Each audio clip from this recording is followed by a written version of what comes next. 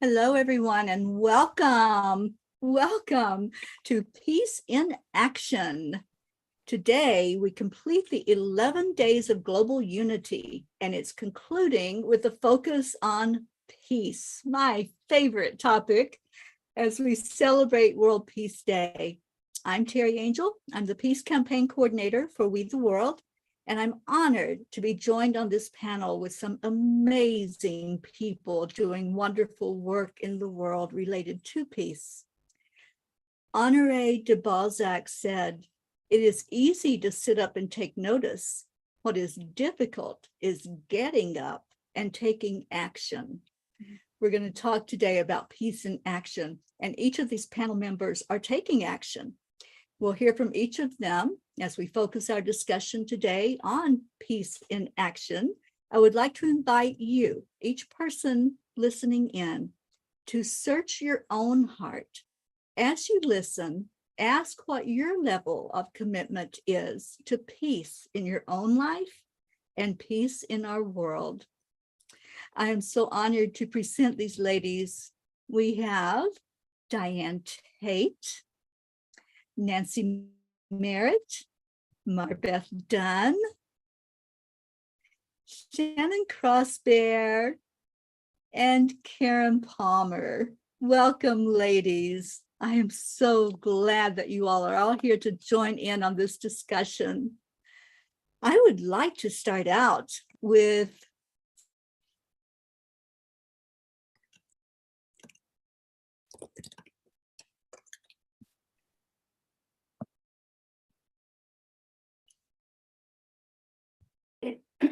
Did everybody else freeze for you, Diane? Teri's the only one that's frozen for me. Nancy Merritt. There she is. Hello, how are you? Thank you for gathering this group together and this good topic. Happy International Day of Peace, everybody. Really happy to be here. We know International Day of Peace is the theme.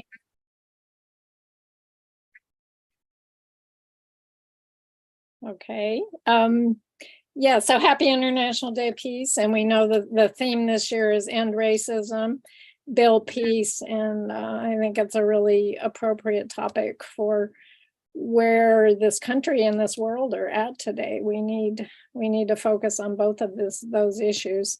I'm with the Department of Peace Building Campaign, which is part of the Peace Alliance, and have been working for a cabinet level Department of Peace Building since 2004. It's an ongoing process, and we're doing that through a lot of different kinds of actions, including working with Congress and trying to get more co-sponsors on the bill. We're in the particular season now that we call Advocacy Days. And so we've been on calls with congressional and Senate offices for the last couple of weeks, and just got off of one with Senator Cory Booker, meeting with Jared Nadler's office, Congressman Meek's office. Those were today. We've had like tons of others. So that part of this is to get co-sponsors for the bill. We also work to get organization endorsers and cities, counties, and tribes. So we have something like 45 on endorsing now. And education is a big part of what we're doing. We have a YouTube channel too, and just lots of other things that I could go into in more detail after folks talk, but I'm very happy to be here. Nancy, thank you so much. And again, I apologize for some computer glitches, but thank you to my dear co-host, Karen, who is keeping it rolling every time that I disappear. And let's go to you, Karen. Let's hear from you. And just so you all know, I'm putting your little bios that I have in the comments so people will actually get your contact information and something about what you are doing. Oh, thank you so much, Teri, and happy Peace Day, everyone. I'm so excited for all the amazing, beautiful work that everyone is doing in the world right now. I am so honored to be a representative for We the World and for the Peace Pals International.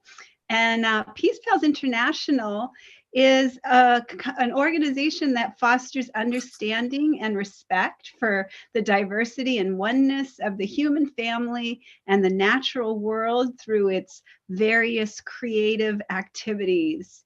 Peace Pals is for 5 to 16-year-olds to become peacemakers dedicated to living in the spirit of may peace prevail on earth. So I am the founder of Global Kindness Going Viral. I'm also known as Miss Kindness. I've been going into the schools for over 20 years now with my nonprofit organization that teaches environmental education, animal advocacy, kindness, compassion, and peace education. So I work with other organizations like We the World and May Peace Prevail on Earth and the Peace Pals International to bring as many children into and families together to have these beautiful kindness conversations and mindful conversations about how we can go from a me society to a we society. And so I really believe that peace is the answer and love is the answer to everything that we have as questions. So I think that this is an exciting time for us to all gather here. And I'm kind of like a Weird Al Yankovic of kindness and compassion. And I put together musical coloring books for children to help them to see that every word that they speak is their wand. And they have a magic wand, and the words that they are putting out into the world are helping to create a world that works for all of us. And this is empowering children, and that's what I'm all about, is empowering children and families to really tap into their own inner wisdom so that they can share their own incredible gifts, because I think everyone has incredible gifts to share. And I think that we'll have a much more peaceful world when we're just being more kind to each other.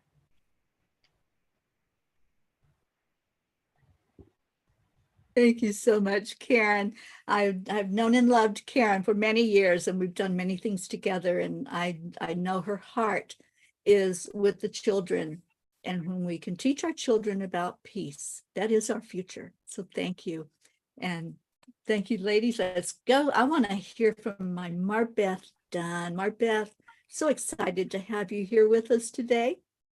I'm so thrilled to be here, Teri, and thank you, Karen, and oops, I just lost my screen here. And Nancy, thank you so much for sharing already. You know, it's so important, the work that you're doing. It's really so empowering. And I am not doing any large scale projects at this time. Now, about 4 years ago, I had the World Miracle Peace Experiment, and it was a 6-month broadcast over Facebook where we focused on the Middle East, and we met in the quantum field and focused love and peace towards the Middle East. And during the 6 months of our project, the level of violence dropped over 20%. So that was wonderful. But I have been working on peace, and it's been more of cultivating personal peace and helping others to access that peace, because there, as the unity prayer, let there be peace on earth and let it begin with me.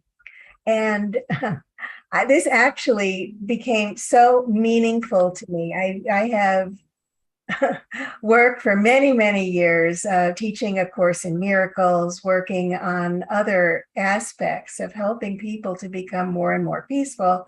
In the process, I did my work. I released a lot of trauma. And over about 2 weeks ago, something triggered it within the family, and all of that trauma came up and just it was like a tidal wave. And I thought, oh, isn't this perfect? Because I can use this to talk about peace. How to be peaceful when you're feeling just such tumultuous energy and feeling overwhelmed and with so many powerful feelings. And I know I'm not alone. I know that so many people have gone through even probably much more traumatic scenarios than I have. But because it was like a perfect storm, I've been doing a particular Qigong exercise called the Pearl of Consciousness, which has been also stirring things up. And the trigger, it was just like a tidal wave of trauma. And I thought, here I am, a teacher of peace. And what do I do with this? So in order to become more peaceful, one of the things we need to do is to be more neutral, to rise above the battleground, to basically get that 35,000 foot view and get above it, even though you are experiencing all of the past trauma, all of the emotions coming up. And also, I'm very grateful that I have the tools. But one of the other things that's so important is the focus on gratitude, to realize that peace is a choice, and to have the tools to really help people to move into this space so they can navigate from a place of peace through the different aspects of trauma that they may be dealing with. Now, I know also from my years as a Course in Miracles instructor to teacher that when we send, and also from our World Peace Experiment, that sending peace out to others, sending love out to others, it all comes back. And it comes back at a much higher magnitude than when we do that. So also expanding peace from that personal level is also so important that I think that also needs to be addressed. So I'm going to just leave it at that.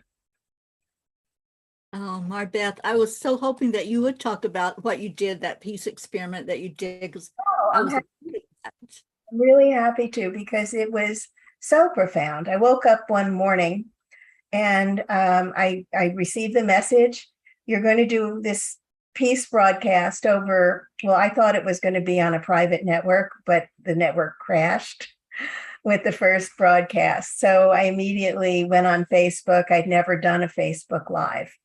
But I did a Facebook Live, and we had people from all over the world, from Japan, from Australia, from Europe, and of course the United States and Canada. Everybody was meeting for 7 minutes a day for world peace. And so we did, and I would do a meditation. Teri was part of it. Karen was part of it. And what we would do would be to unite everyone over the airwaves in the field of love and peace and miracles. And from there, in that space, that quantum field, we focused the love and the peace on the world, on the Middle East.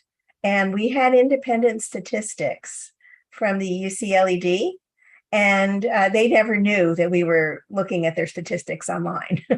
So it was completely neutral. And the level of violence, we measured it every month, and every month, it was just going down, like, it leveled about 20% less than when we had begun.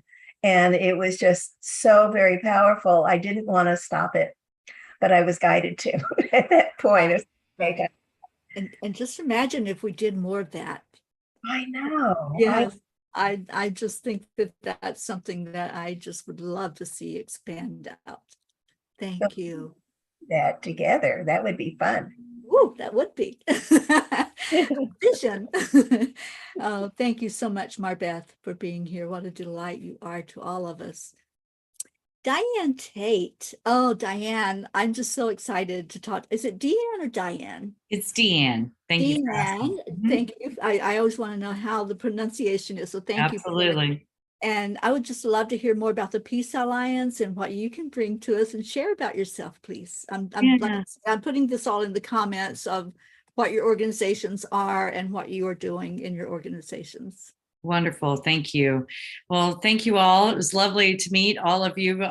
Nancy is one of my coworkers, so I know her, but I'm meeting the rest of you for the first time today, and I'm grateful to be here. I am Deanne Tate. I'm the managing director of the Peace Alliance, and as Nancy mentioned, Nancy is the team lead of our Department of Peacebuilding campaign within the Peace Alliance. So I get the profound pleasure of working alongside her, which I'm grateful for. So the Peace Alliance has been around, started by Marianne Williamson back in 2004. So we've been around for a little bit of time. The focus in the early days and continuing through to this day was our key moment of legislation is for the Department of Peacebuilding, which is a cabinet level department that we are advocating, and Nancy will probably talk more about that a little later. The organization in and of itself, we have the great honor of being both a C3 and a C4, which allows us to do advocacy work in terms of uplifting and advocating for legislation, the Department of Peacebuilding bill, but also other bills that we identify as being the foundation for peacebuilding efforts. And so that's our C4 side. And then the C3 side is peace education. We have a 10-hour audio course that we offer called Practicing Peace in Schools that is aimed toward introducing or further deepening the understanding of best practices around meditation, restorative justice, lots of personal practice, amazing information in that 10-hour course for educators, administrators, and parents, because we know that it takes a village. Our schools not only it's not about just what they teach, but it's also about what they model and how the environment of the school is for the students to be able to learn. Not only do they learn by being taught curriculum, but they also learn by doing. So that is one of the offerings that we offer under our umbrella of programs. In terms of peace in action, one of the things we talk about a lot with the Peace Alliance is that peace is a verb, that it's not necessarily this end result that we're all going to get to and everybody's going to breathe a sigh of relief and whew, we made it. We're all peaceful now. It's more, and maybe we'll get there. I don't know. That would be great. But right now, as we are all working towards this ideal, it really is about what decisions do I make in every moment of every day to be peaceful? How do I show up for others, for my neighbors, for my friends? And what do I do to cultivate peace within my own environment, the personal peace aspect? So we have 5 cornerstones of peace. That's cultivating personal peace, community peace building, humanizing the justice system, practicing peace in schools, and then fostering international peace. So under those 5 cornerstones, our focus is on those different areas of peace building, trying to help people find their niche, what they are called to do and what they're called to work on, and then also offering any programs or amazing things that are happening in the world. I'm seeing women right now on my screen who are obviously offering some amazing programs from your own communities. There's incredible work being done out there, and a lot of people don't know about it. So the Peace Alliance, would love to have a hand in amplifying that work and really becoming a clearinghouse, if you will, or a place for folks to go and become part of the alliance to create peace, because we know that if we're not intentional about it, it's not necessarily just going to happen on its own. So that's a bit of a nutshell of who I am and what we do at the Peace Alliance. And I'm sure I'll get more chance to talk in a little bit. So thank you. Absolutely. I'm just falling more and more in love with the Peace Alliance. So thank you for being here today, Deanne, and you as well, Nancy. Thank you both for representing. Speaking of representing, our next lady is Shannon Crossbear. Shannon, I just love you so much. Shannon is our interdependence campaign coordinator at We the World. And welcome. Share with us, please. And you're muted at the moment, dear. Thank you. Thank you. Thank you. Indawe Maganak. Wabagonis Nakishnakas. Dodam Makwa. I wanted to just greet you all in the Ojibwe language in my way, and also just to take a moment for myself to say a few things in my language, and then I'll continue, and I'll tell you what I'm saying after. So, Chimigwech Manito Nokumis Mishnomish, Bayanam and Gindamas Wabagonis. So I was just asking my grandmothers and grandfathers to look down upon me and, to just help me as to, speak in a good way. And my greeting was to you all as relatives, those that are on this little screen here and those out who may be listening now and those who may be listening in the future. So, and I say that very specifically because we're having this conversation about peace, right? And when I think about peace and all the ways that everybody is contributing to creating a world of unity and peace, right? That and then when I reflect upon that and I think, well, that peace is not only probable, it is inevitable. And I say that because everything that has been leading up to this point in time, like these are things that we as Indigenous people have foreseen and said, there would come this time. But more importantly, 7 generations ago, our grandmothers prayed for this to happen. And whether you believe in prayer in that way or setting that intention or putting that intent out, and we know the power of that.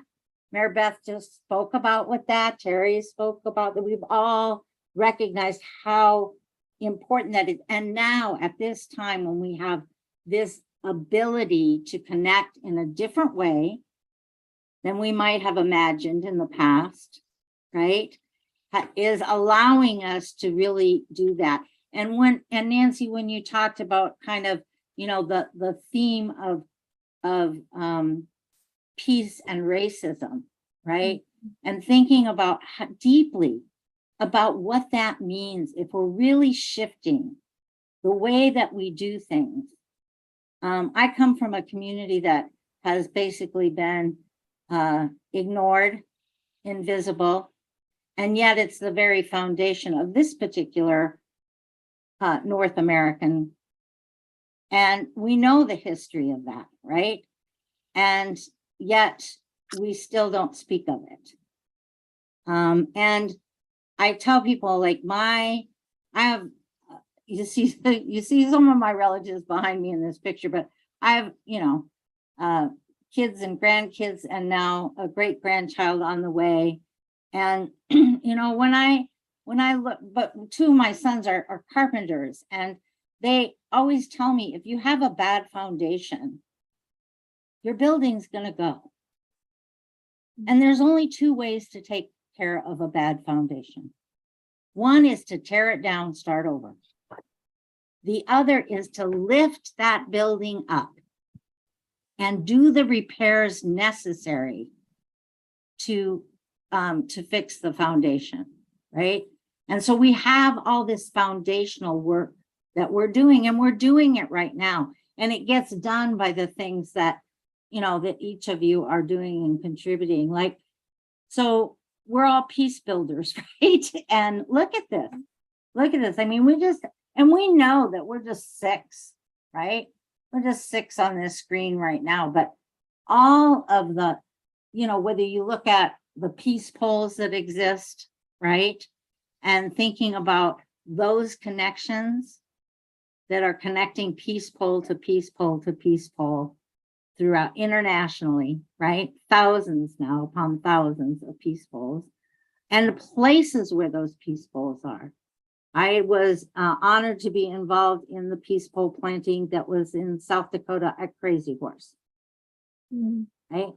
And the peace pole that's in my yard here on the shores of Lake Superior, where the water protectors began to really be more visible, right?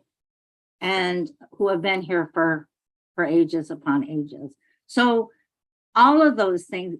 And I just want us to remember that when we talk about peace and relationships, that we're not just talking about what happens between human beings.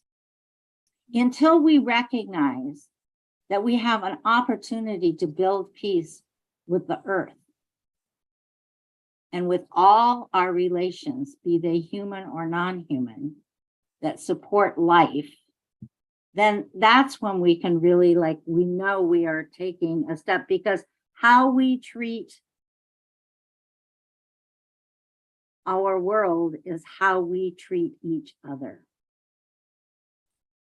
And as stewards of and relatives, to the earth, we have a responsibility to think about that piece, because just like we were, Diane, when you're talking about, the different individual piece and community piece, and, it's that's where that interdependence comes in. So I'm just so glad to be here, and to all the opportunities we have, right? To not see peace as a separate campaign in the world, but as integrated into everything. And I heard that education, into our healthcare system, into the way that we perceive justice, right? So, yeah, let's go. We're in it. Oh my gosh, we are in it. I am on a mission right now called the Peace on Earth Tour, and I have been traveling for 2 years throughout this beautiful, amazing, wonderful country of ours. And I talk to people all the time about peace and how each person can take action. What can each of us do? And I'd love to have that discussion with all of you here. But one thing I want to share with you, every action has an impact. Every action. One of the things that I'm doing throughout this country is building a web of love throughout the country. So when I come into an area by invitation, I come in and I bless that land. I call in the ancestors. I call in the angels. I call in spirit. And I ask for that land to carry the energy of peace. And I actually leave a token in that place where the land, we call it a land blessing. So a token is left there. And then that communicates with the next one. And then that communicates with the next one. So we're building a web throughout our country of peace. And I've been speaking with some of the ones, Karen is one, that where we did a land blessing in those areas. And what happened? What happened afterward? How things might have changed. And I've been given the burden now to do some research in those areas and to find out what did happen. Was there a difference? Was there an impact? Just like your project that you did, Marbeth, what was the difference that was felt and seen in those areas? So everything that we do, every action we do, planting a peace pole, talking to somebody, calling our representatives, talking to them about peace, every action makes an impact. So how can we make a bigger impact, and how can we share with others? And those of you that are listening, I really want you to pay attention, because I want to see if something speaks to your heart. Are you being called to take some action? Or maybe is that action supporting others who have things in place that are doing the work out there in the world? So ladies, I'd just like to open it up to your amazing minds And let's talk about how we can get more involved in actually doing. You know, we can talk about peace a lot. We can, just sit around and discuss it. But what are some of the steps we can take? What can we do and bring more peace into our world? Nancy. Well, I just wanted to comment. I mean, educating ourselves and being aware, I think, is a big first step. And as we've learned, when we introduced the first Department of Peace bill, that's what it was called. And as we've learned, like Dan said, that peace is really a verb. We talk about it now as Department of Peace Building, and that as it's gone along, we've learned that peace building is both an art and a science, and there are lots of things we know that work, and it's how you apply those things, I think, is an artful thing. And for me, a real core is sort of the piece that Shannon was talking about, is learning from our elders, learning from the Indigenous community, which we built a lot of that language into the bill. And even so much as we define peace building in a Hopi way, which is talking about it as being working together with all nations to protect both life and land and hold the earth in balance. And I think the greater community needs to really listen and pay attention to all the wisdom that's already out there. And how do we apply that? How do we learn this whole idea of reciprocity with the earth and all of that? And we also built into the Department of Peace Building bill that whole idea of interconnection and the intersectionality of peace and justice and equality and planetary survival and so many other aspects of life. So, in addition to the outreach and trying to do the so-called political part of it, I think the education part of it and the personal and community piece are really important. Beautiful. Education, so important. We can educate, and then that moves forward. It's like the domino that goes out from the people that are hearing the message and hearing what's being done. And just love what you said. Thank you so much, Nancy. Deanne, you raised your hand. Yes. First of all, I just wanted to thank Shannon for offering in your native language in the beginning of what you shared. That really means a lot to me. And I also resonated with your metaphor of the foundation. I talk about that actually a lot, and use that metaphor because I tend to think in pictures. And what I talk when I share about a foundation, thinking about, that the house will fall if the foundation is cracked. For me, it's about, as a white woman, it's about identifying that the cracks are there. And so when I talk to people about peace building and I talk about what people can do, especially when I'm speaking to people that look like me, I talk a lot about, identifying and owning and claiming the harm, and being real about what that looks like to others. And so I just wanted to offer that, that for so many in this country, we have been buffered in a lot of ways from what the harm is, and so it's it's challenging to identify how to fix it, challenging to identify how the idea that there are others outside of ourselves that feel a lack of peace to some is a surprise. And so that sometimes I lose a little patience with that. I wonder how that could be a surprise. I wonder, where has that person been, and have they been paying attention to anything? so I can get a little in my feelings about that. But when we have those dialogues and we talk about it, it's like, you know, for me, the first part is stepping outside of myself and paying attention to what's happening around me.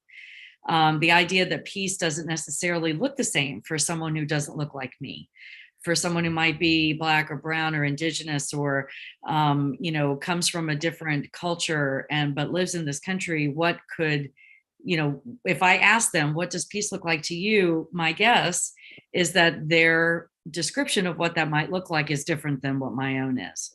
That was a big aha for me. And I think it starts there for folks that look like me. So infusing empathy into our society, asking folks to listen to others who have a different experience than their own, and to not be afraid of those conversations and to sit in the discomfort if that's what rises up for them, is where a lot of that identifying the cracks in the foundation begin. Because once we shore those up, the walls that are above them will have more stability, right? And then you could get a roof on it, which actually could provide shelter. And I mean, the house metaphor just totally works for all of this shit. So I appreciate you bringing that into the room. So thank you. Yeah, I also thank you, Diane. I agree. I think Teri, you said, you know, what could people do, right? What can you do? What kind of action you can do? And it's all of that. Some of it is changing one's attitude. And to me, it's all about relationship. Whether it be with the earth or another human being, we take care of what we care about, and we care about what we have relationship with. It's why those one-on-one kind of powerful storytelling, getting two people with divergent, you know, experiences together to have a conversation in a safe place with, you know, some way. We do it in ceremony, but you know, it can be done in any way. It's the thing is that what can you do? The most powerful thing you can do is hang out with somebody you totally disagree with.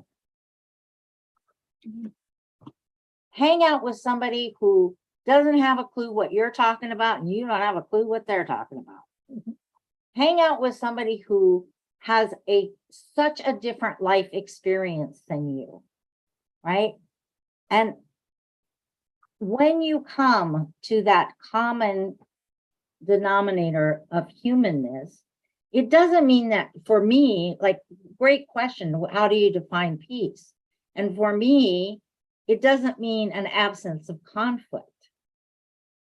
It means that the resolutions to those conflicts or the living with those conflicts does not result in harm. And the other thing that I think is so powerful, because I'm sitting here going, what is it for me that the stages that I've, you know, continue to go through, it's not an arrived place, right? That I continue to go through, of when I feel the hurt and the pain of something like our murdered and missing Indigenous women. When I feel the hurt and the pain, when it comes back to me about the boarding schools and how we're finding the bones of our children that we've known about, but until people outside of our community had the bodies, the physical proof, nothing we said was true. Right? So and to meet someplace where it's not about blame and shame. It's about how do we heal together? Because until we heal together, you know, that the peaceful path eludes us, right? Whether it be country or, you know, color, or whatever divisions create the them and us mentality into this more collective understanding of who we are, right? You know, yeah, at this point in time. So those are the things that I think of, and it always gives me great hope. So it may be simple things, like I said, finding somebody that's different than you. And yeah, like Granny said, there's a reason we got one mouth and two ears. So,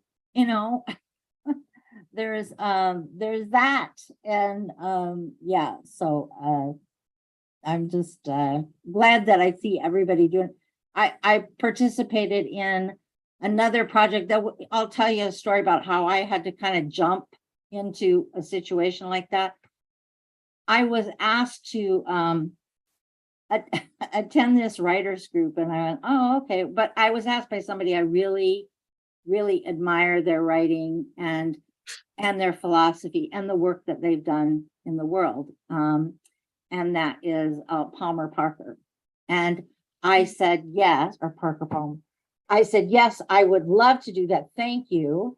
And so he gave me this opportunity, and I went to this writers group, and it was all, I'll say this in the way that I would say it in my own community. It was all white people, and they were all Christians.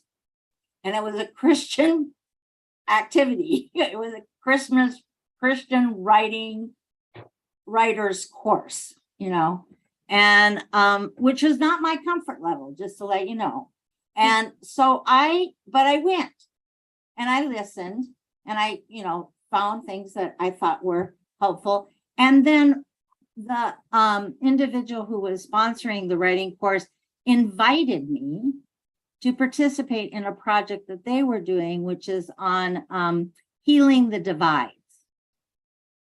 And the idea was that they do know about the divides. Now they've got this awareness. Yes, we all know it exists, but what the heck do you do about it? So he was gathering writers to write from their perspective or from their organizations, just much like we do with We the World, to try to elevate that, but also then to create all the supports that go with that. Things like, discussion groups, questions to ask at the end of each, chapter. I think there was something like 20 contributors, and then they did a second book because it was so well received. So, so there's these discussion groups that are going on, right, where they're having these kinds of conversations. My hope is that in those conversations that you walk into those discussion groups and that there's people that respectfully disagree with each other, right? So that was a whole lot, and I will use my own advice and be quiet now. Thank you, Shannon. Karen, Marbeth? I would like to really, I loved what you had to say, Shannon, and I thought it was so powerful. And I like the idea of writing, because writing, the pen is such a powerful tool. And a book is great, but what about, opinions in large national newspapers, Washington Post, New York Times, get opinions out, say, okay, we've shined the light on these particular experiences. Here are some solutions. Here are some things that we can do. So then you're getting it out into a national level. Mm-hmm.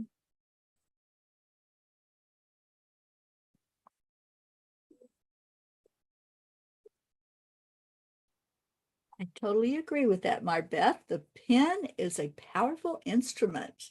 It is, and I read opinions, in these newspapers. I read them, but we don't see, here's a peace building process. Here's what we can do. We've shined this light. We have such an amazing divide in this particular country in terms of politics. It's crazy because, they just, it's like the extremes. There's no moderation because of the way the system is built. And to have, somebody just say, okay, let's create peace here. What are we going to do? Let's have some steps that people could follow. And also, and what Shannon was saying about getting together with groups that are totally different than you are. There was an experiment a few years back between some New York liberal, I think they were gay women, and in Michigan, some Christian, they were very far right politically, men. And the women came and stayed with these people, and then the men came and they forged powerful friendships. They were so diverse, but they actually got to see the humanity in each other. So I think more retreats like that would be wonderful.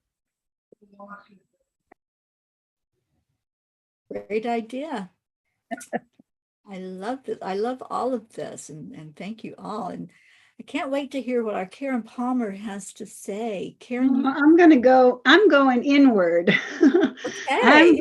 I'm loving this conversation of all these beautiful, beautiful ideas outward. But what Teri and I, what Teri was talking about when she said the web of love, I actually do an inner journey with the children that take them on a experience so that they can actually experience the unified or the quantum field. And they can see that every strand in that web is just as important as every other strand. And I think that if we talk to each other in this way, if we see each other as strands of light, if we could just see each other as the rays of light that we are, and stop so much focusing on what looks like on the outside and really focusing on that web of love. I call it the web of love. I'm a Kundalini yoga instructor also, so I talk about the chakra energies, which are energy centers. But I believe the heart chakra is the web of love. And when I can bring somebody into that experience where they can actually feel that, okay, so the pandemic gave us a great opportunity, a huge opportunity in our environment, in our community alone, where we did do the land blessing here in California. I saw a huge difference in the people, because what we get to answer is a question: am I all alone or am I all one? And this is what the pandemic gave us an opportunity to see. Am I sitting here in a Zoom room all alone, or am I all one with these beautiful beings that are here sitting in front of me, like Brady Bunch or the, Hollywood squares? How do we join each other, knowing that we're not physically in each other's presence, but we do this in Zoom, right? We experience this connection. And what I saw in the pandemic that was my question. I kept asking over and over again, am I alone or am I all one? Am I alone or am I all one? And I'm all one. And I'm all in. I'm all in for the all one experience. I'm all in for the web of love. I'm all in for the lake of peace, so that we can all dive in to our inner gentleness, to that inner oneness, the absolute harmony that is us. That's what I want to do with children, is invite them to experience their inner guidance so that they can connect with their ancestors. They can connect with all the beautiful, beautiful beings of light and love that are available to all of us. These chakra energies are so empowering and so powerful, and the children are just open to receive. They're open. They're just, okay, yes, take me to the web of love. Take me to the lake of peace. They're just ready, and they're willing, and they're able. And this is what I would love to see for adults. I see it in the children. I see it in the animals. I see it in nature. We are all connected. And Shannon, you are such an incredible speaker at bringing that into such an awareness so that you can really feel it, And so the more that the more that we do that with each other. I encourage another activity for children is have a peace corner in your home, and take the children, not only for the children, but for the grown-ups too, and create a peace corner, a place where everybody knows, hey, I'm in my peace place here. This is where this is where I like to come and share that. I was so excited when I told the children about creating a peace corner, and then they came in the next day. I told my aunt and my uncle, and they all came and they made their peace corner. And now when we have Thanksgiving, we have a peace corner at our Thanksgiving, so that there's an opportunity for people to go and be in a place of peace when you've been overwhelmed with a lot of socializing. We all need a peace corner in our home. And we all need to remember that we're all part of this web of love. And we all are so important. Every single strand, not one strand is more important than another strand in a web. And when the spider is creating the web, the spider knows that every piece of that beautiful web is just as important as every other piece. I believe that if we can do that with the children, we can change the whole way that our society is treating each other. And I truly believe it, because I've seen it in my own environment. I've seen it in my own community. I've seen it in all the people that I have the blessing of being in presence with. Especially you, beautiful sisters. Thank you so much for this amazing time together. I am so incredibly grateful. I'm like choked up. I'm so grateful. Thank you. Thank you, Karen. Oh my gosh, you just inspired me. In less than 2 weeks, there's going to be a retreat that I'll be leading here in Vermont. And I think we'll have a peace corner. I love that idea. Thank you. We all need a peace corner. Oh, yes. Would you love to see that in the government? Oh. I'd love to teach a yoga class to our government. I've been trying to get it at my local city council. I've been going over and talking to them, and they kind of poo-poo me. I'm that one that got recycling here, composting in the city. Right. So I'm going to get them doing yoga too. Just keep on plugging at it. That's what I say. Deanne, what do you have for us? Thanks. I guess I wanted to offer that into the space that I think it's a both and, not necessarily an either or. What I've come to realize in my work, especially over the past 6 years, is that the lens that I see a peaceful world through is not necessarily the same lens as others. And I think it's important to create space for that. It doesn't mean that my lens that I see a peaceful world through doesn't count, or is wrong, or is undervalued. It just means that it's different. And so I have been, it has been suggested to me throughout my years that that sometimes I can talk about what I want to envision for the world, and I'm surprised to find out that others, when they love me and care enough about me to share their experience with me, say, you do realize that that's not attainable for me right now. And that was a wake-up call for me. It was really an aha moment to remember that my experience is not the same as others, and I do them a disservice if I suggest that the lens that they're looking through is somehow incorrect. So I just wanted to offer into this space that I think everything that each of us and the people that we touch and that we surround and that we work with in our communities are all coming from a place of, hopefully coming from a place of deep love. I suppose I can't say that for sure. And that each voice is unique and each experience is unique and each lens is unique, and each list of priorities about what someone might think is at the top of their list to focus on is going to be different than mine. And so those differences manifest in all of us, in all of our communities are different. Those lenses are different.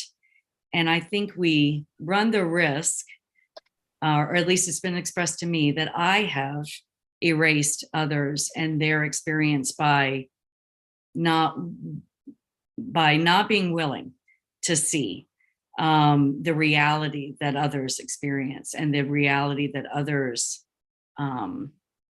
might be feeling when they're trying to manifest peace within their own communities. So I guess I'm not sure if any of that makes any sense, but I wanted to offer it into the space because I think as peace builders, what's important for us is that when others hear us speak about a world that we want to manifest and create and co-create with each other and with the greater community, I want to make sure that my words are always mindful of those. I want everyone to be able to see themselves in the reflection of the world that I might articulate I'm trying to create and manifest. And I've learned through experience that sometimes the keyhole that I'm looking through can make it difficult for me to see everyone. So just wanted to offer that into the space. Thanks for listening. Thank you. Absolutely. And you know, what we focus on expands. Mm-hmm. So when we're listening, when we're communicating, talking to each other, like a topic about this, about peace, what is your focus? Is your focus to impress on others, or is your focus to see each other and see the equality in each other? So we invite the listener to focus.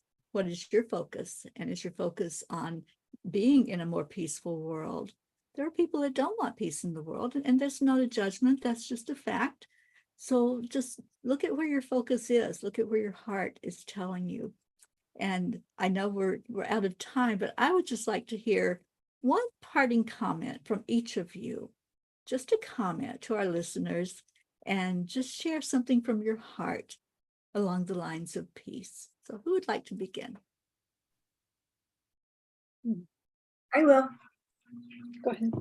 Yeah. So the namaste, the light in me sees the light in you. There's no judgment there. It's just openness, love, and respect. And I think that's really the basis of where we start with peace. Namaste.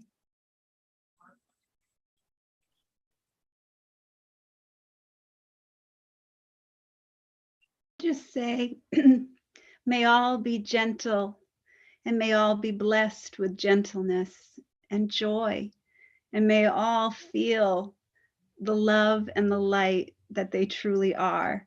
And remember the beauty and the essence that is available to all of us.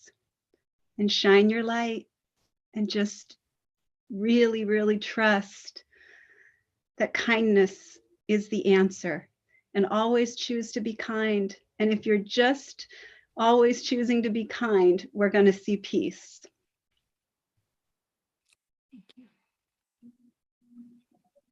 So, yeah, powerful.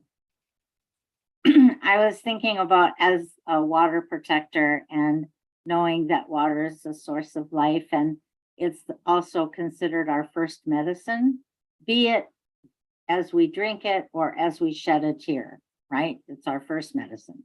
And I'll say to everybody what I say to the water, and from the water in me into the water in you. I love you. I thank you. I respect you. Miigwech.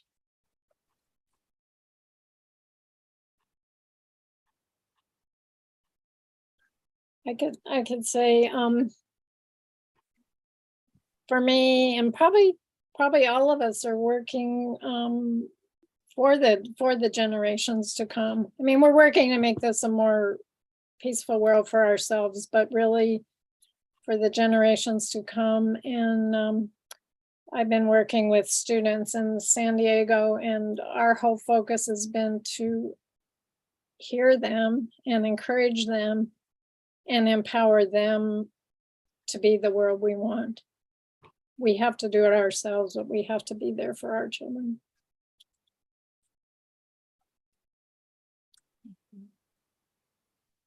I think I wanted to quote, well, it's not a quote. It's an idea, concept by a writer, an author, Dr. Layla F. Saad. And she charges us with becoming good ancestors. And the first time I heard her say that, it really resonated with me, because each of us is working on the daily toward creating a more peaceful environment.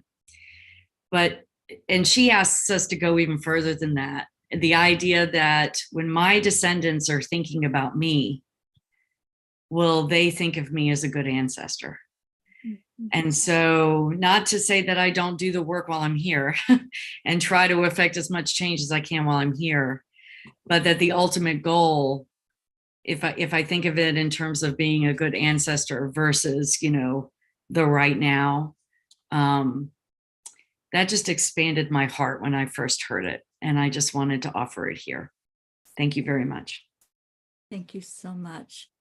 Can I say one more thing? I was handed these during this call, so I think they're for all of us. Oh, they're beautiful. So these are our Happy International Day of Peace flowers. So Happy Peace Day. Happy Peace Day. That. Oh, thank you so much, ladies. I encourage all of our listeners to visit thepeacealliance.com, right, ladies? Or is it .org. peacealliance.org. Yes.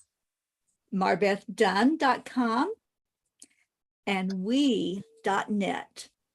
Thank you so much for being here today. And I would say to you, stay in your heart and stay blessed and put that smile on your face. What we share with others, that smile tells the world that we're coming from a place of peace and love. Every night we make a declaration, and Karen is part of that. Karen, can we say that declaration together? Absolutely. So we do this every night. Teri and I have been chanting together for over 800 nights together. We chant to remove all obstacles to peace. And we chant to be able to see each other as our true, original, innocent self. And so we make this declaration in a way for people to really feel the power of our words. Like I said, our word is a magic wand. So we're going to say this all together on the count of 3, 2, 1. We declare that there is peace on earth, and we declare that peace begins inside of us.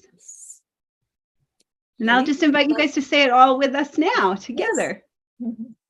So everybody can unmute, and anybody who's at home watching live or on the replay, doesn't matter, just say it out loud.